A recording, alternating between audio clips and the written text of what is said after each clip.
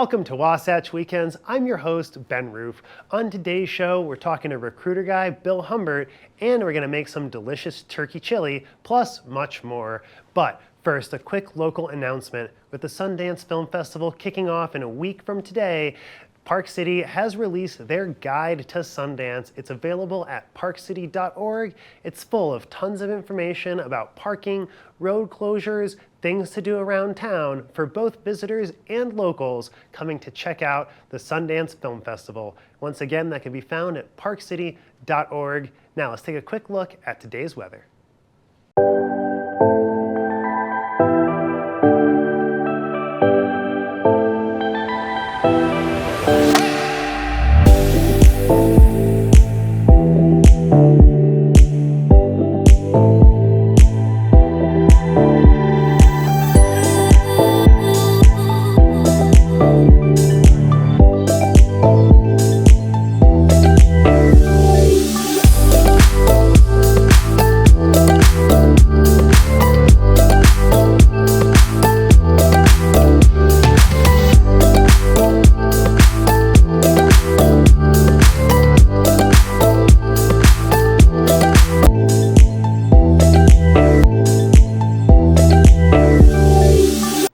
Welcome back to the show. Once again, we are joined by recruiter guy Bill Humbert, who's got some more great advice for us on how to find the right job or the right candidate for the right job, depending on what side of the job search we're on. Welcome to the show, Bill. Thanks, Ben. It's great to be here. And this time we're talking to me as recruiter guy looking for candidates. So we're going to set some goals and show you how to do it. Exactly. So what are some of those first goals and kind of the first steps to keep in mind as the business when you're going through that recruiting process? What's important, first of all, is to know who the person is that you're looking for. Now, I'm not talking about names, but I'm talking about skills and experience. And too often companies write job descriptions that, honestly, I've read some of those job descriptions and I want, what's this person going to do? So it's important to really get that down right first. And then once you get that, then you start prospecting for candidates. Well, some of those job descriptions can be kind of all over the board too. I've seen some posts where they're looking for a marketing person, but a lot of the skills they list are like photography and videography skills or graphic design skills, not necessarily somebody who's apted for coming up with marketing campaigns. And it seems to me, though, that sometimes those jobs descriptions can get bigger and bigger and end up covering almost everything the business does. So how would you recommend that we kind of set the right metrics and kind of narrow that down a little bit? You know, what you just described, Ben, was scope creep. What I suggest and coach with my clients is to create job descriptions that reflect what is going to be required. And I tell them, just put 3 requirements for the first 3 months that you expect that person to complete. And then 3 more for the next 3 months. So there's 6 months. And each one of them gets progressively more difficult to attain. And then 3 for the 9-month and 3 for the 12-month time. So that person knows when they look at that job description exactly what the job's going to entail. And they may self-select out. And that's a good thing, because then you're not wasting your time with somebody who's going to ultimately decide they're not interested. So it's important to lay everything out. And that way fewer people are going to apply, which means you don't need as much dependence upon what they call artificial intelligence in the applicant tracking world. I personally call it artificial intelligence, because it doesn't do a good job selecting people either. Well, and that can be a challenge too, is just kind of narrowing down what the employee is going to be doing over those first 3 to 6 months, because the job can change as you see what that applicant is capable of and a lot of things there that you might end up changing the scope of their job after you've seen what they can do, or even after the training. Because even if the person has every single thing you're looking for, there's still that little bit of a getting used to the company, getting used to your patterns, and like that training and onboarding process that's going to take some time, no matter how well qualified that candidate is. So how would you help set expectations for that recruiting process and make sure that we're not really surprised either by the amount of applicants we're getting or the quality of those applicants or anything else that might come up? Well, first of all, don't depend on job boards and job postings. Only 8% of all jobs are filled through job boards and job postings. And so 74 to 76% of all jobs are filled through networking, which means both sides have an opportunity before the interview to learn more about the other side. And that will keep the chances of surprises to a minimum.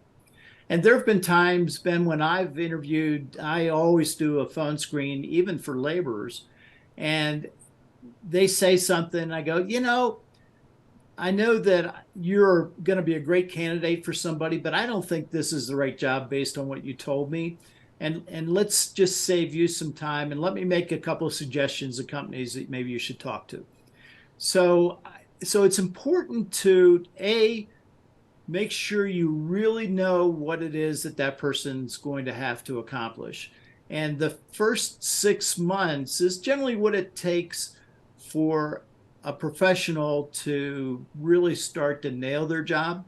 And that's the reason you have those 3-month goals, the first 3 months, and the 3-month goals, and or the 3 goals for the second 3 months.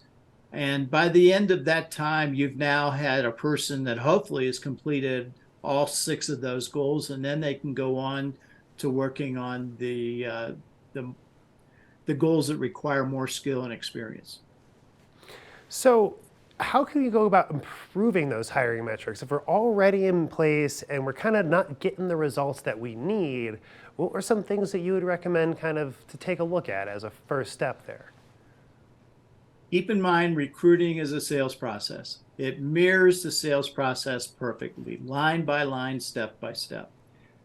Too many human resource recruiters are administrative or compliance type people. They're not sales professionals. So one of the first steps is to require those recruiters to do the same thing us professional recruiters do. And that is have a goal of how many people we're going to talk to in a day. And I strongly suggest, and when I managed just one recruiter in a startup, both of us had to talk to a minimum of 20 candidates per day. And that was in prospecting. And then we were making decisions as to whether we wanted to continue and bring that person in for an interview. So when you're going through that process and you're talking to 20 candidates a day, are you getting most of those candidates through networking processes, or are you finding them through a combination of networking and job boards? Everything. I do everything. I get on LinkedIn. I see if I can find them on LinkedIn. I get on Google and Bing, see if I can find, the higher level you can actually find, the lower level, not so much. And then, I'll get on the job boards and look at the resumes of the people who are looking. And then I'll find a way without paying to find that person. So they could be, they're on LinkedIn. So I just go through LinkedIn and connect with them. And now I've got their contact information. Well, I had an experience recently with a recruiter myself where they cold called me kind of out of the blue, and I answered it expecting a spam call, but they were looking for equipment operators for the mining industry, which I don't know how they came across my contact or resume, having no experience in mining. But doesn't seem like that's necessarily the right way to go either, to make sure that you're kind of contacting people who you know already have an interest in your field, in your market, and have some of the skills that you're looking for already. Exactly. So I would be talking to the competitors of the mining company and learning who works for them and, networking. So who's the best such and such equipment operator you know? Well, I guarantee you something. That person knows the good ones and they know the bad ones. And you say, well, who are the bad ones? Who should I stay away from? And they'll tell you. And then you say, who are the good ones? You know any that are kind of up, little ready to make a move? And they'll tell you. Do you have their contact number? Yeah, sure. Would you mind contacting them and letting them know I'm going to call? Oh, absolutely. Because they never know when they're going to need me too. Makes sense. And then it also primes the pump for the person to get the call, to be expecting that. To be, oh, great, I have this opportunity on the horizon. And they're excited to talk to you. Exactly. And you as a recruiter, you gain a reputation. And I've known some great HR recruiters. There's a guy in the state of Washington by the name of Chris Dahl. And as soon as we started working together, I was doing a contract for Intermec. And as soon as we started working together, I went, this guy's got it. And then about 2 years after I worked with him, he called me up and said, I'm going business for myself. And he's done wonderfully as a professional recruiter since then. So there's some good ones out there, but most of the time HR departments tend to hire either administrative or compliance people and expect them to be good salespeople. Well, it seems like that can definitely be a challenge, but you are the guy to go to for a little bit more information and a little bit more help there. So where can people reach you? Well, I'm easy. I'm recruiterguy.com, and there's a red banner above the fold that says Speak with Bill. Click on that, and you can get on my calendar, and we can chat. Well, awesome. Thank you so much, Bill, for stopping by. Any last parting words before we let you go? Yeah, recruiting is sales.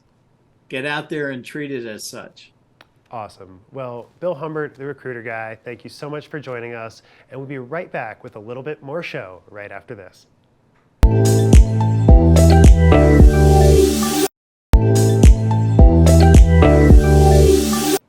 Welcome back to Wasatch Weekends. I don't know about you, but fish can be quite an intimidating protein to cook. But Tracy Miller has some advice on how to cook the absolute perfect salmon coming up next.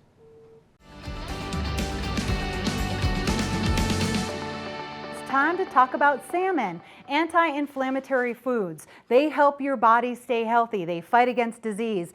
Of course, fatty fishes are a perfect anti-inflammatory food. And salmon is one of the healthiest things that you can eat. So we're going to put a little bit of olive oil in our pan. People get nervous about cooking fish, but I'm going to tell you something. It's super easy. The key is buy a good piece of fish and don't overcook it. And season it. Remember, we're talking about zucchini fritters again. We're talking about how you have to season things nicely. Like, look at how much seasoning I'm going to put on this. I'm going to definitely cover it with a lot of salt and pepper. And I'm also going to get like all these little pieces right here. Like, don't forget about that. Whenever I'm grilling steak or something like that, I make sure I get all the edges. The skin is still on it. So what we're going to do right now is put this flesh side down in the pan. Wait. My pan needs to be a little hotter, so I'm just going to make sure my olive oil is all in there. I want to hear a sizzle when I put it in the pan. And look at that, though. That's a nice piece of fish. Now, what they say when you are looking for fish, when you're buying it, you want to find a piece of fish that doesn't smell like fish. So if you walk up and you're like, ew, that stinks, don't buy it. You also want to make sure it has a nice flesh. Like, see how that's really firm? That's what you want. Okay, we've got a little bit of a warmer pan here, so I'm going to put that fish right down like that, skin side up. We will flip it over. It will not take very long. I put a cold piece of fish in a warm pan, so I'm going to turn the pan up just a little tiny bit.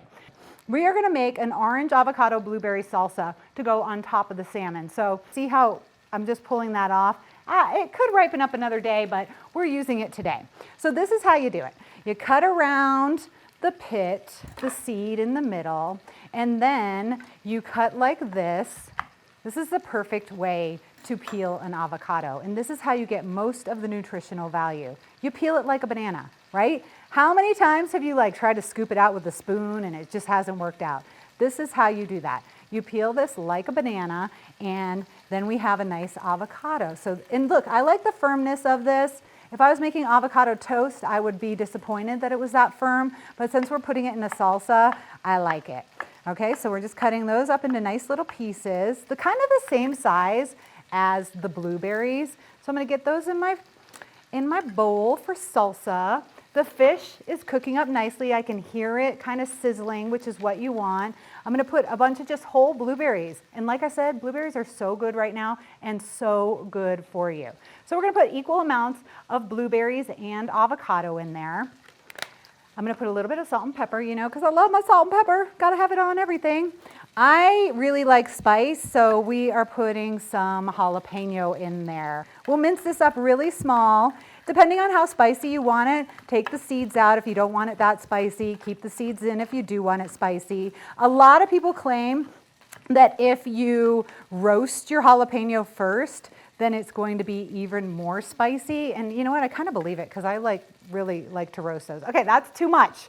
We're going to do about 1 part. So 2 parts blueberries, 2 parts avocado, 1 part zucchini. And of course, we'll have the real recipe because nobody likes it when I tell them parts. And then we're going to add some orange. Orange and salmon go so nicely together. I'm going to put a little bit of the orange juice right in there because why waste that delicious juice? And then I'm going to segment this orange. So when you segment an orange, you just do like this, get everything out of there. This is a good orange. I'm kind of surprised though, because oranges are usually a winter time fruit, but this one is juicy and delicious and smells really good. Okay, and then we're gonna segment it like that. So we're gonna do that all the way around just to keep the membrane out. This is a delicate way to enjoy an orange. All right, moving on over here. Gotta get the orange off my hands. If you're flipping your fish or your steak or anything that you're cooking in your pan or on your grill and it doesn't want to flip, it's stuck a little, give it another minute. You want all those juices. Oh, this one's ready. See that? There we go. And it's starting to cook. I can see that it's still pretty firm. We're going to cook it skin side down now because that is going to make the skin cook and then it'll easily come off. All right, so we've got some orange in there and some jalapeno, some blueberries, starting to get a little messy over here, some blueberries and some avocado. Now I'm going to put a little mint in there. This is actually the only plant that I grow. All right, so we'll put a little mint in there. We've got a little bit of the juice from the orange in there. And now I'm going to add a little more salt and pepper. I know I added some before, but I'm adding a little more. And then I'm going to add just a tiny bit of rice wine vinegar, just to give it that acidic flavor, taking it off the heat, skin side down. Now that's a sockeye salmon. So there's different kinds of salmon. So you get king salmon, sockeye salmon, coho, and pink. Most of the time we get sockeye. Sockeye is a delicious fish as well, and it's red. It's from the Copper River in Alaska, and that river is 300 miles long, and these fish have to swim upstream forever. So they're big, they're meaty, they're delicious, and they're really healthy for you, high in omega-3s and good food for anti-inflammatory eating. And then there's coho, and coho you can find as well, and that's kind of like sockeye coho is just a little bit below that, but it's still very delicious. Okay, there we go. We have our salmon. See, this is how I do it. I just kind of touch it. See how it's firm like that? That means it's nice and done. Sockeye salmon with anti-inflammatory salsa on it. Go out there, cook, eat healthy, and enjoy yourself. Thanks for joining us.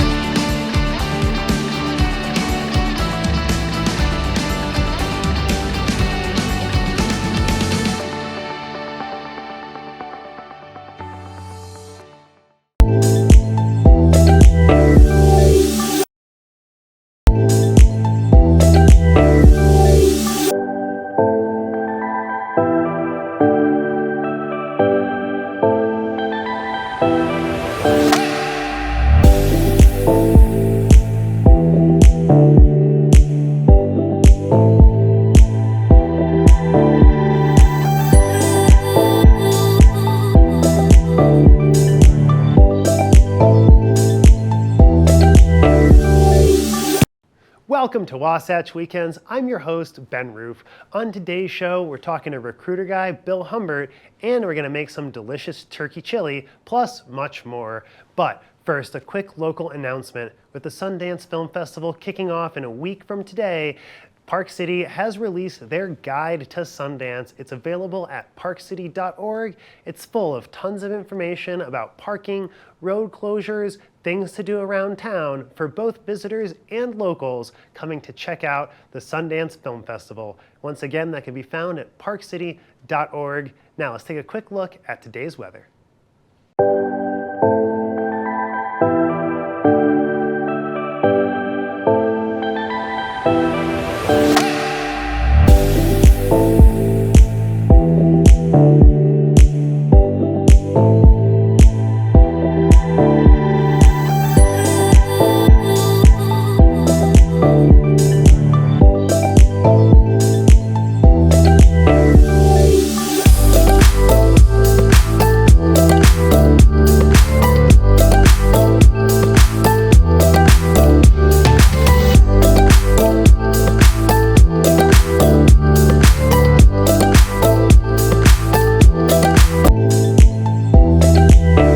Welcome back to the show. As we're starting to move into MLK weekend, I bet getting out of town is on a lot of people's minds. So Kevin sat down with the travel lady to get some expert tips and tricks on traveling this winter and some great destinations to get away to. Let's take a look. There is always a lot going on in and around this wonderful place we call the United States and across the world when it comes to travel. Now, I've got Stephanie Oswald here with me. We're talking, and she is a premier travel expert, but much, much more than that. Stephanie, good morning. Good morning, Kevin, from Isla Mujeres off the coast of Cancun. Beautiful that is in the backdrop. Wow. It is pretty impressive. And I'll tell you what, we are at Impression, which is a new resort by Secrets. Incredible, over-the-top luxury, romance, adults only. I feel like a very lucky travel girl today. You absolutely are. Now, before we start diving into the travel, I want to talk a little bit about you because you are an Emmy award-winning journalist and you worked with CNN doing a lot of travel information that goes by, just being a globetrotter and talking about everything. Tell me a little bit about that. It was pretty exciting. I had a show, it was called CNN Travel Now. I like to say I was the travel reporter on CNN before Anthony Bourdain. No offense to him, of course. He was amazing. But we were very lucky. We did, and my focus was on adventure travel. So I traveled through Australia and through Costa Rica, zip lining, and all kinds of adventure travel. So it was really fun. So you are the person that's in the know, and we're lucky to have you on this segment. So let's talk about luxury travel, because now that's kind of the new catchphrase. People wanting to get into luxury travel. Now, is luxury the amount of money you're spending? Is it the experience itself? How are you seeing these travelers categorize luxury? No, Kevin, what's great is we are seeing a huge surge in luxury travel. And you know, after I left CNN, I started a magazine called Travel Girl, and we've seen luxury change over the years, but right now it is skyrocketing. And people have realized that life is short, take the trip, and it's not about how much money you spend on your trip, it's about the experiences you have when you get there. Travelers want authentic experiences. They want to connect with the people and the places that they're visiting. So if someone wants that amazing experience, how do you custom curate a travel itinerary to best suit their needs? Well, you can go online and do some research, but when it comes down to it, if you really want to have the best vacation, the most luxurious experiences, and the most bang for your buck, you want to work with a travel advisor. In fact, one part of the survey, a group said that they were 80% more likely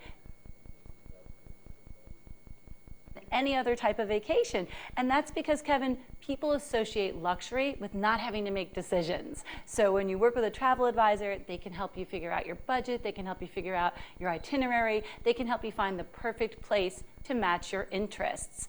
And when it comes to luxury, another tip, get with whoever you're traveling with and decide what's most important to you, because luxury is different for everyone. A lot of people associate big, spacious rooms full of amenities, also fine dining experiences with local cuisine, and of course, spa treatments, wellness centers. Those are some of the key elements to a luxury vacation. Absolutely. When you come back from a trip like that, you don't want to feel like you need another vacation from your vacation. You want to come back to be able to tell the stories and about that experience with your friends and loved ones for sure. And I imagine, so a travel advisor, because it gets very stressful when you're trying to plan a travel, even for an individual, but when you're talking about a family or a couple or a group, even more so. So how does a travel advisor work on all those different dynamics? Well, that's where it comes to the idea of building a relationship with that travel advisor so that they know whether you care about thread count, whether you care about children's activities. This, for example, Impression is an adults-only resort, but there are beautiful, luxurious resorts all over the world that cater to families where they have these incredible kids programs. And they're going to make sure that your kid, they're not just watching videos in a small little room. They're going to be out hiking and learning about insects and learning about art and learning maybe a new language. So working with a travel advisor, they're going to find exactly what is going to fit your niche, what is going to make your family the happiest. And for example, here, one of the things when it comes to romance, every room comes with a personal butler, which is great. Wow. They will help you unpack your bags when you get here. They'll help you pack up when you have to leave. And along the way, they'll help you go through the itineraries and explain what you need to wear if you're going to go to a meditation, or how you should plan if you're going to go for a biking tour of the island. So it's just great having that butler. It's kind of like having your own personal concierge on your vacation. That is absolutely amazing. I can't even imagine having that type of service. Now, with your experience and all the different generations you've dealt with, which would you say is the most bougie when it comes to travel?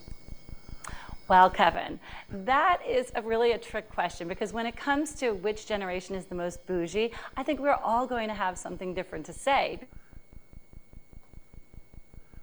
You know, I was nearby you recently. I was in Park City.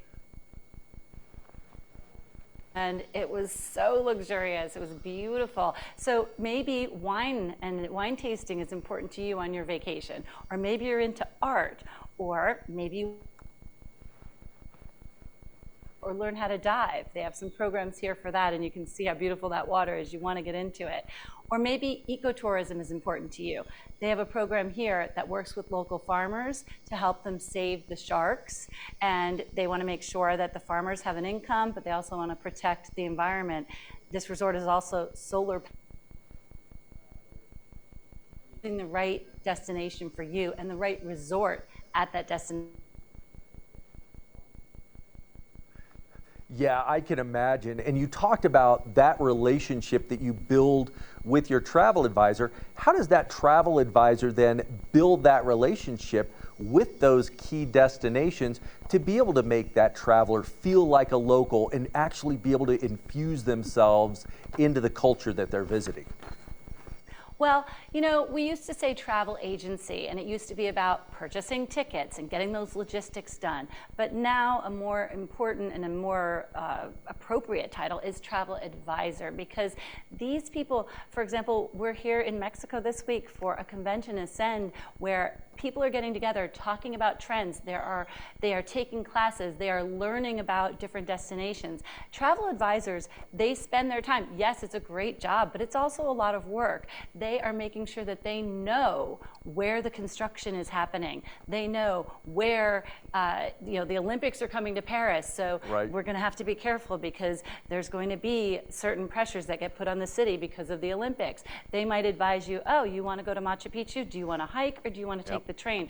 They know when there's a strike going on somewhere, or if there's a deal happening at one of your favorite destinations. And that's where, when you have a relationship with them, they may say, hey, we know that Kevin really likes the Caribbean, and right now there is a wonderful special going on, and we want to send him off to Curacao, or maybe you're going to go to Turks and Caicos, or maybe it doesn't. Once they know you, they'll know where you want to go. Custom curated. So Stephanie, thank you so much. So much information, so much assistance in planning this. Where can someone go to find out more information? Well, Well, I'll give you a couple of websites, Kevin. Travel Girl Magazine, we're celebrating 20 years. You can get a free digital subscription if you go to Travel Girl Inc., travelgirlinc.com. Okay. And if you're looking for a travel advisor, you want to go to traveladvisorsgetyouThere.com. All kinds of information on that website, too. Great place to start your research. Thank you so much, Stephanie. Get out there, travel more, and share that with all these people that want to enjoy the show.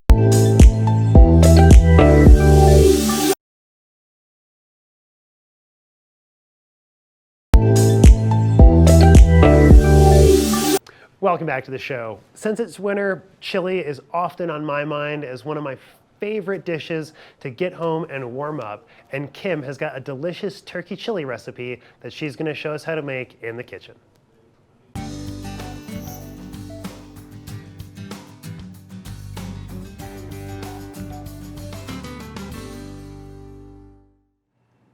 We're in the kitchen, and this time we're cooking up my recipe. Yes. Well, a version of it. This is a kind of a combination of what I like to make, but also with a good base from lots of Googling on the internet. But Ross, we are in the kitchen today, Yes. and we are making turkey chili.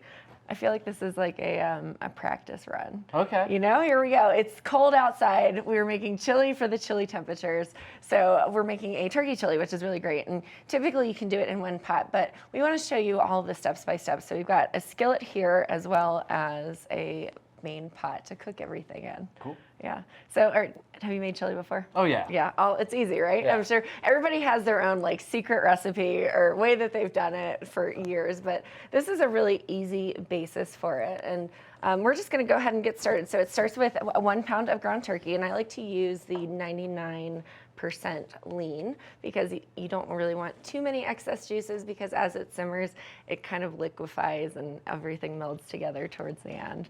So if you want to get started on browning our ground turkey, We're going. I've got a really fun kitchen gadget. I don't even know how to talk about this because it is a multi-use tool, but this is my favorite way to chop vegetables. You literally just put it in the middle and then you just press down on it. So we've got some pre-cut onions already. We're gonna go ahead and just put this on here and just push it down nice and easy. It gathers everything, it keeps it clean. It's just one of my favorite kitchen tools to use by far.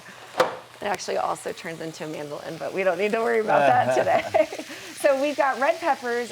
We've got 1 whole onion, 1 red pepper, and then also some diced garlic. And this is the basis of our, I guess you could say, of like the vegetable flavors that usually are within chili, but sometimes I like to add a lot of extra vegetables, but we're just gonna keep it simple today. There's no wrong way to make a chili. There really isn't. Whatever you choose, it's going to be great. It's absolutely true. So I've got 1 whole onion here, and then I'm just gonna go ahead and add this onion to my pot. So we've already heated it up with about a tablespoon of olive oil just to get things sizzling, and nothing sounds better to me than hearing a sizzle in the kitchen. But we're getting all of that going, and you want your vegetables to kind of cook down for about five-ish minutes or so before we add the turkey in. And you really have a choice of seasoning your turkey however you want to. So we've got lots of different seasonings here. We've got chili powder, garlic powder, salt, pepper, red pepper flakes, a little bit of cumin if you wanted to throw that in there. And it's just kind of to taste. You know, you can follow a recipe, but I say the best meals are made with love and not measurements. That's it. That's it. That's so true. But this is a really great weeknight meal to throw together. You can freeze it. It freezes really well. And we are just making a mess over here in the kitchen. What was that? I think I knocked over the hot sauce, which is a key element, in my opinion, to the chili. So are you a spicy chili kind of guy? Oh, yeah. Yeah? Oh, yeah. I like to put the jalapenos in it at the end. Oh, that Got a sounds nice kick. delicious. All right, so we've got all of our vegetables chopped. And Ross, next to you, we've got 3 cloves of garlic minced in this little Tupperware right here. Lovely. So we're just kind of mixing everything together. The flavors, if you could smell the flavors in here, it's, oh my gosh, I can't believe it's morning. Coming together. It is coming together. Those onions are sizzling down. We're cooking it for about 5 minutes. Same with the red peppers, but They don't have to be fully cooked down because everything is just going to continue to melt together as you let it sit on the stove for about 30 minutes minimum, 45 if you really want the good flavors. But we're just over here doing a lot of cooking. So, you know, we've got the big football game coming up with the NFL. Right. You know, this is a really great thing to make. You know, if you don't want to do a bunch of football appetizers, you can just throw a pot of chili together. And smells great, looks great. People's bellies will be filled. It's wonderful. So what do you like to put in your chili typically? So yeah, I like the hot stuff, but I'm definitely kind of a peppers and onions guy. Okay. And then definitely I'm a big bean guy. So like I love chili because it's all of that put together, right? Right. So I'm on the right track, is what you're It's telling me. looking great, yeah, looking great. And then what I love to do is chili's so great left over, right? So you can just heat it up either later in the day or the next day and get a nice warm meal. And it's one of those meals where you don't get sick of eating it multiple days in a row. This to me is a staple in the wintertime. I'll usually make a big pot and then throw half of it in the freezer and then eat the rest of it throughout the week. Yeah. Absolutely. So it just smells so good. You can see that these onions are starting to really start to melt down a little bit and become a little bit more translucent. Yeah. And you know, we're just softening it all up because we'll throw that ground turkey in here, and then we just continue to add things. So outside of the ground turkey, we've got all the spices. We're cooking everything down.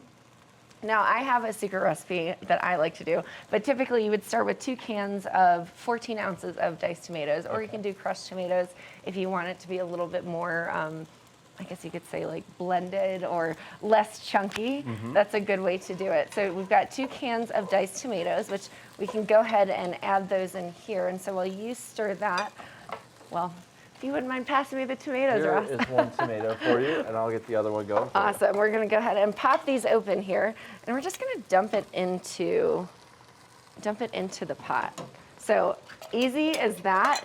I like to use no salt added so that I can add as much or as little seasoning as I want to the mix. I think it just adds a little bit. You know, we've got sodium and everything that we eat most of the time anyways. So we've added those in there, and then I've got 1 can of dark red kidney beans. Now we've already pre-washed and drained the can so that we can just dump it right into the pot here. So we've got the base of all of our vegetables in the mix here. So we've got 1 red pepper, 1 whole onion, some garlic, about 3 cloves of garlic tossed in there, 2 14-ounce cans of diced tomatoes, and 1 can of kidney beans. So looking good, we've got that in there, and you're working on the turkey, and the best part is we can literally just take that pan and dump it in here. Love it. It's so simple. Throw the pan into the sink when you're done, and we can wash everything afterwards. So it can be a 1-pan meal, but we wanted to kind of show you all the different things. So one of the things that I like to do, though, I have a secret ingredient. All right, what is it? I love to put apple cider vinegar in mine, and Okay. then to make this a little bit, to give it a little bit more of an acidic flavor. Okay, cool. And then to add a little bit more texture and consistency, I add a little bit of tomato sauce as well. So Oh, those are my 2 secrets. I was wondering what we're doing with the marinara over here. You know, we're making a little bit of pasta too. Love Is it. there anything, like, what do you typically put in yours as well? Not apple cider vinegar, no.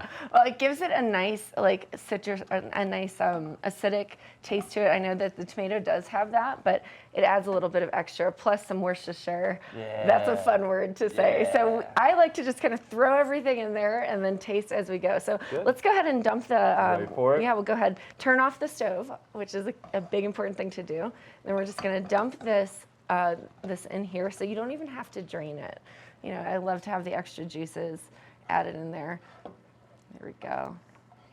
Looks delicious, smells delicious. You know, we heard all of the sizzling kitchen sounds, which we love here. And then we're just gonna stir this around. And you can see we've got a bunch of different flavors we can throw in. So Worcestershire, it's always hard to say. You can measure it, you know, like a teaspoon if you want to, but I just kind of put, you know, 5 or 6 dashes in. And 5 or 6 dashes. 5 or 6. 1, 2, 3, I won't- 4, I 5, won't 6, 7, 8, count. 9, 8, That's my favorite. 6. That was 6. We throw that in there, and then the apple cider vinegar. So we have a little bit here, as you can see. But this one, I would say you'd be a little bit more. I do maybe a tablespoon. Okay. Yeah, Maybe a tablespoon? maybe a tablespoon. So we're gonna estimate this is about a tablespoon, and it just gives it some added extra flavor. And I'll just stir it up there, and you can just smell all the flavors coming together. And it's just, to me, it's like frosting a cake. You just layer everything, it starts to like look really good, and you add it as you feel like it. And then another thing that I like to add in there is actually some chicken bouillon. Okay. It gives it a little bit more spice. If I can get it open here, we add a little bit of chicken bouillon. If you have the cubes, I'll add 1 or 2 cubes to my chili.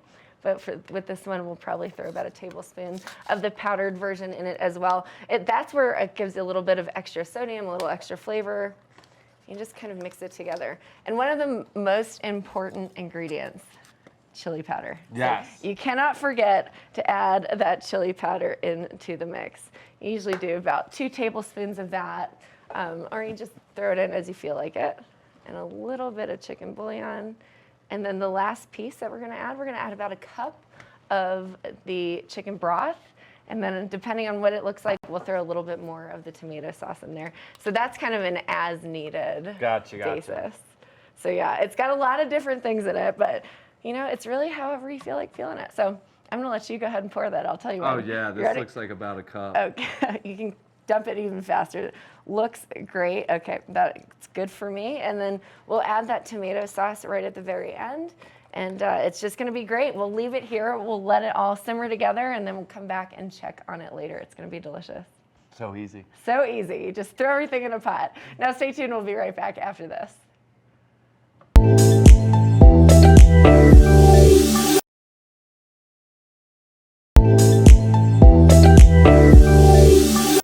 Welcome back to Wasatch Weekends. I don't know about you, but one of my favorite ways to wind down is a little bit of live music. So to wind down the show this morning, we're gonna have a conversation with singer and songwriter Hannah Ellis. So let's hear what Kim and Hannah have to say. Very excited about our next guest. With over 40 million streams, singer-songwriter Hannah Ellis is here to talk all things about her brand new album, That Girl. Hannah, how are you this morning? I'm so good. How are you? I'm doing well. Are you coming to us live from Nashville?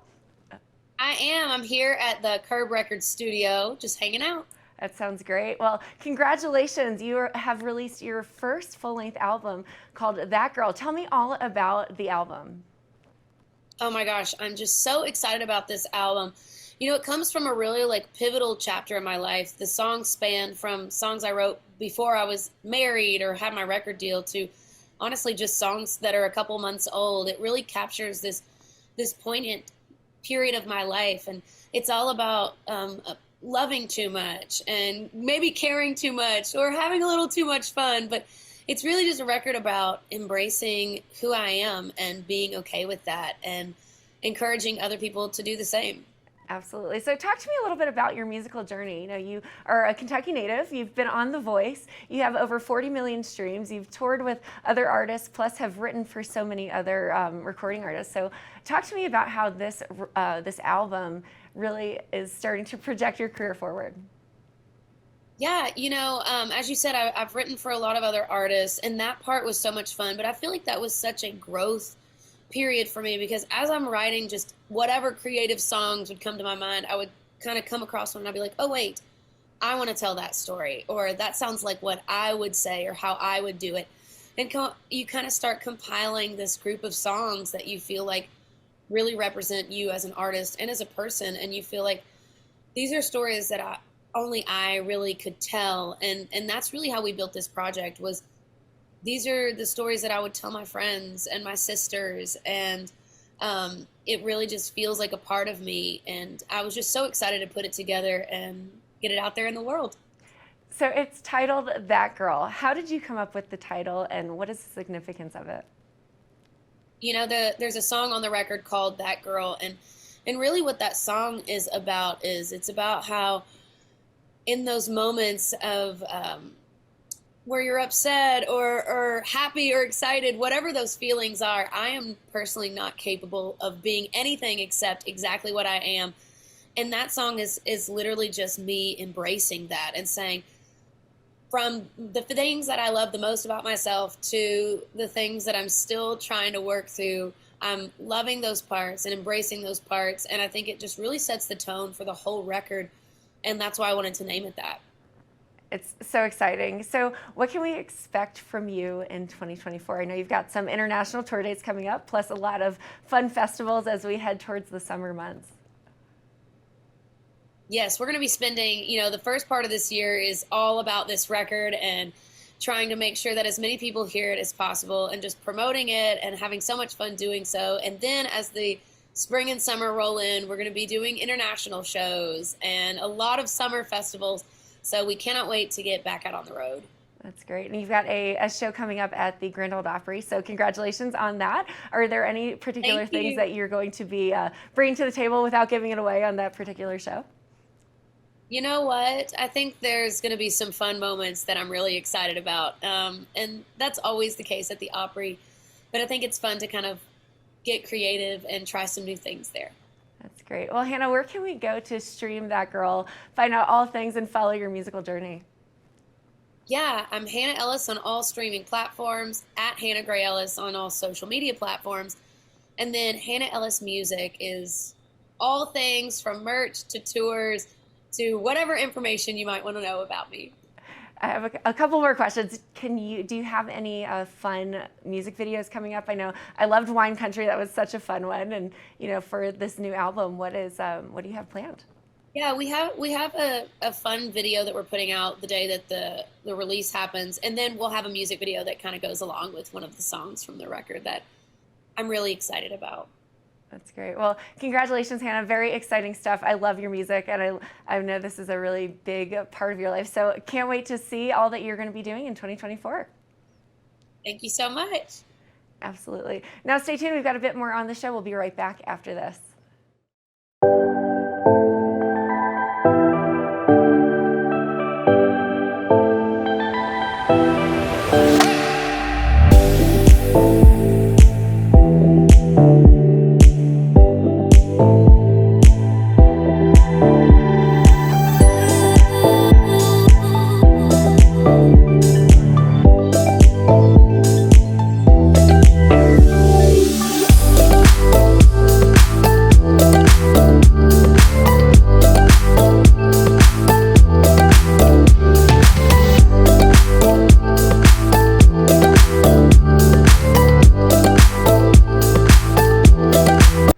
Welcome back. That's all the time we have for today's episode of Wasatch Weekends. Thank you so much for tuning in, and don't forget to catch us tomorrow morning where we're going to be talking to one of the actors from All the Queen's Men, and we're also going to be talking to the chemo queens about how to keep ourselves feeling good despite going through chemo. Until then, I'm Ben Roof, this is Wasatch Weekends, and we'll see you tomorrow.